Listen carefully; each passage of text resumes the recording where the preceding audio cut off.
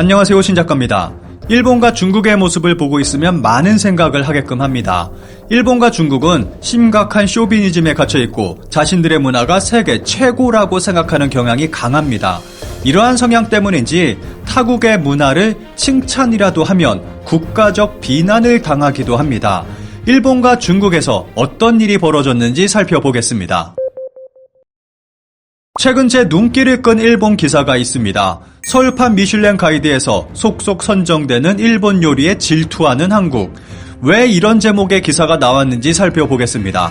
지난 11월 미슐랭 가이드 서울 2022가 발매됐습니다. 올해로 6번째가 되는 서울판 미슐랭 가이드에서는 3성급 2개 점포, 2성급 7개 점포, 1성급 24개 점포가 선정됐습니다. 가성비로 평가되는 빕구르망이 61개, 미슐랭 성정 레스토랑이 75개로 이번에 가이드에 게재된 점포 수는 169개에 달합니다. 여기서 1성급 이상의 한식당은 총 8개 점포입니다. 그리고 1식당도 8개 점포가 선정됐습니다. 1식당은 2020년에는 1개, 2021년에는 3개, 2022년에는 8개 점포가 선정돼서 해를 거듭할수록 그 수가 크게 증가하고 있습니다. 게다가 한국통계청 발표 데이터를 보면 한식당이 62%, 중식당이 5%, 일식당이 3%입니다. 기사에서는 한식당이 압도적으로 많음에도 그 수가 너무도 미미한 일식당과 별을 받은 식당의 수가 같다며 일식의 대단함을 강조하고 있습니다. 이러한 현실에 한국인들이 분노하고 있다는 기사의 내용입니다. 언제나 느끼는 거지만 일본 자신의 모습을 투영한 듯한 내용의 기사입니다. 일본에서 어떤 일이 있었는지 들여다본다면 이런 류의 기사는 절대 쓰지 못했을 것입니다. 그렇다면 지금까지 일본에서 어떤 일이 벌어졌는지 살펴보겠습니다. 우선 전설의 딸기 사건을 이야기해 보겠습니다. 평창 올림픽에 참석한 일본 여자 컬링 대표팀이 쉬는 시간에 한국 딸기를 먹는 모습이 포착됐습니다. 이후 기자회견에서 딸기에 대한 질문이 나왔고 일본 여자 컬링 대표팀은 한국 딸기는 놀라울 정도로 맛있었다라고 답했습니다. 이 답변 이후 일본은 발칵 뒤집어지게 됩니다. 이 발언은 일본 언론에 의해 대대적으로 보도됐고 심지어는 사토 켄 농림수산 장관까지 나서며 이를 비난하기 나섰습니다. 선수들이 하프타임 때 한국산이 아닌 일본산 딸기를 먹었다면 더 기분이 좋았을 것. 사실 일본 대표팀 선수들이 먹은 딸기는 일본 품종에 뿌리를 둔다. 일본 딸기의 이종 교배를 통해 새로운 브랜드가 탄생한 것. 그리고 구구들의 비난은 당연한 것이었습니다. 이후 더 엄청난 일이 벌어집니다. 맛있는 시간은 국산 딸기로 JA가 180상자 제공. 일본 농협에서 컬링 대표팀에게 딸기 180상자를 제공하게 됩니다.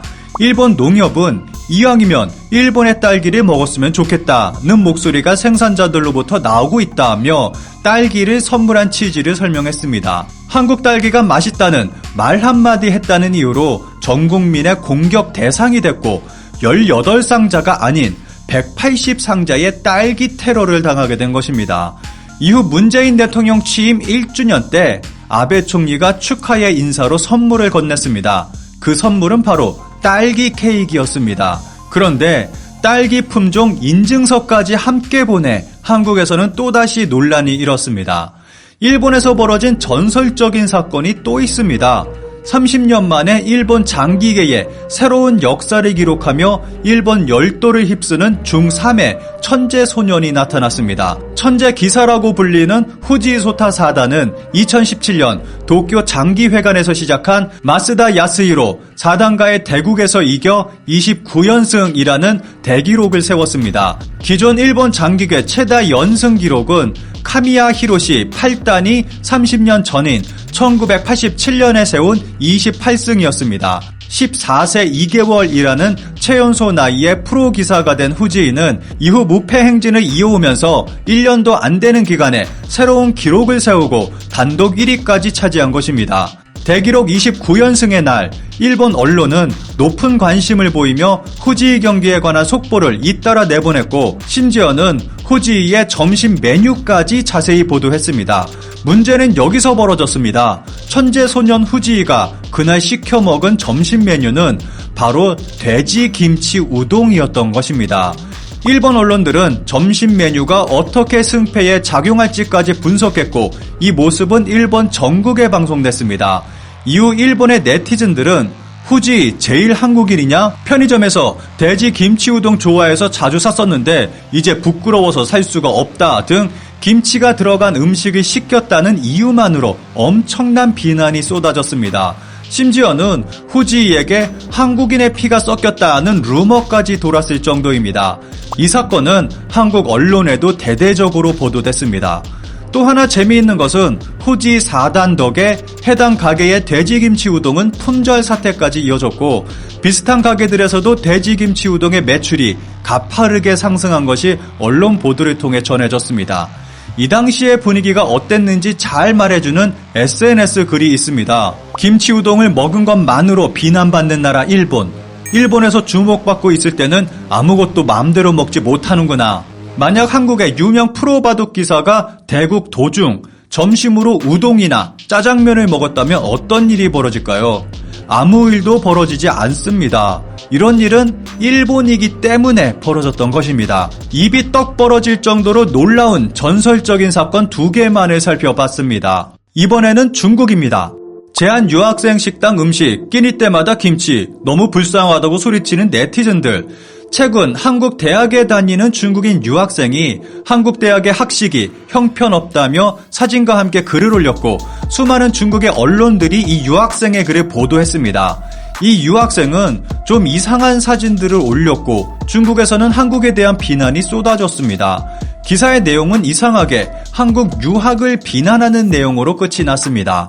그런데 반대로 중국인이 타국을 칭찬하면 어떤 일이 벌어질까요? 중국 학생 졸업식 연설 중 상쾌한 공기와 자유 발언의 사과, 어떤 내용인지 살펴보겠습니다.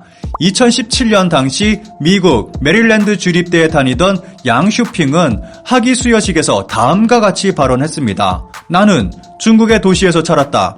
밖에 나갈 때마다 마스크를 써야 했고 그렇게 하지 않으면 병에 걸렸다. 그러나 공항을 벗어나 숨을 쉬면 자유롭다는 걸 느꼈다고 말했습니다. 또 나는 또 다른 종류의 깨끗한 공기에 감사함을 느낄 수 있었다. 그것은 표현의 자유다. 민주주의와 표현의 자유는 당연시돼선 안 된다. 그것은 깨끗한 공기처럼 싸워서 얻을 만한 가치가 있는 것이라고 발언했습니다. 그런데 이 연설이 인터넷에 올라오자 5천만 뷰를 넘기며 중국인들의 비난이 쏟아지기 시작했습니다. 양 씨는 사과했지만 더 큰 일이 벌어지기 시작했습니다. 그녀의 고향인 원난성 쿤밍시 정부가 시정부 공식 웨이보 계정에 양 씨의 연설 영상을 공유했고 우리 도시의 공기는 더욱 달콤하고 신선하다는 문구를 게재한 것입니다. 게다가 중국 유력 언론 왕이신원과 텐센트 등은 양 씨의 졸업식 연설문의 내용과 관련해 미국의 지원을 받았을 것이라는 보도를 해 문제를 더 키웠습니다. 이후 양 씨는 미국 회사를 다니다가 한국 취업을 위해 한국에 왔지만 코로나 사태가 터지자 고향인 쿵민시로 귀국하게 됐습니다. 그녀의 행보는 곧장 현지 언론과 누리꾼들에 의해 대대적으로 보도됐고 중국 유력 매체들은 양 씨의 소식을 전하며 반역자는 미국, 한국, 그 어느 국가에서도 환영받지 못했다면서 국내의 모든 회사들은 그의 이력서로 그가 반역자 양 씨라는 것을 짐작할 수 있다. 조국에게 칼을 꺼냈던 양 씨는 지금 몸을 편히 쉴 곳이 없다고 비판했습니다. 미국 공기가 깨끗하다는 칭찬 한마디 했다가 취업은커녕 매국노로 몰리는 일까지 당하게 된 것입니다. 일본과 중국의 사례를 살펴봤습니다. 일본과 중국에서 피해를 당한 이들은 과연 무엇을 잘못한 것일까요? 왜 유독 이런 일은 일본과 중국에서만 발생하는 것일까요?